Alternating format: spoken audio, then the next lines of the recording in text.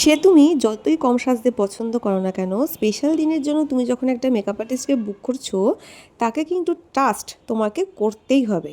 এমন অনেক ক্লায়েন্ট আছে যারা এই ট্রাস্টটুকু করে উঠতে পারে না। আমি কিন্তু এরম অভিজ্ঞতার অনেক শিকার হয়েছি।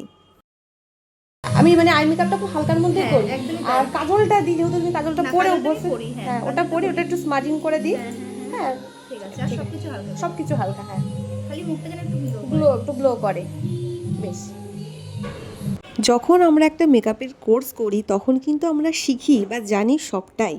এবার কোনো ক্লায়েন্ট যদি আমাদের কাছে ডিমান্ড করে থাকে যে সে এই রকম সিম্পলি সাজতে চায়, তাহলে বলো আমরা কি তাকে গিয়ে সেটা উল্টো কাজ করে দিয়ে আসবো, মানে তাকে সব কিছু হেভি করে দিয়ে আসবো? আমরা নিজেরাও তো সেখানে স্যাটিসফাইড হব না, ক্লায়েন্টের কাছ থেকেও আমরা বাজে কথা শুনবো। নিজের কি কাজের এত বড় ক্ষতি কেউ করে? কিন্তু আমরা শুনি কিসের জন্য? যে তুমি কেমন সাজতে চাও, এটা জানি কিসের জন্য, নিশ্চয়ই তার মনের মতো করেই করে দেওয়ার জন্য। ক্লায়েন্ট স্যাটিসফ্যাকশনটাই তো আমাদের কাছে মেন কথা। দিন শেষে আমরা ক্লায়েন্ট যেমন চাইছে তাকে মনের মতো করে সাজিয়ে দেবো, এটাই তো আমাদের চাওয়া পাওয়া।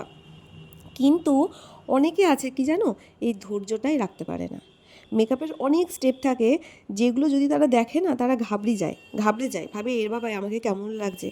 কিন্তু আমরা তো জানি যে এই সময় এটাকে এরম লাগতে পারে, লাস্টে গিয়ে এটা ঠিক হয়ে যাবে। এই দিদির কথা নতুন করে কি বলবো, পুরো উল্টো দিকেই আয়না ছিল।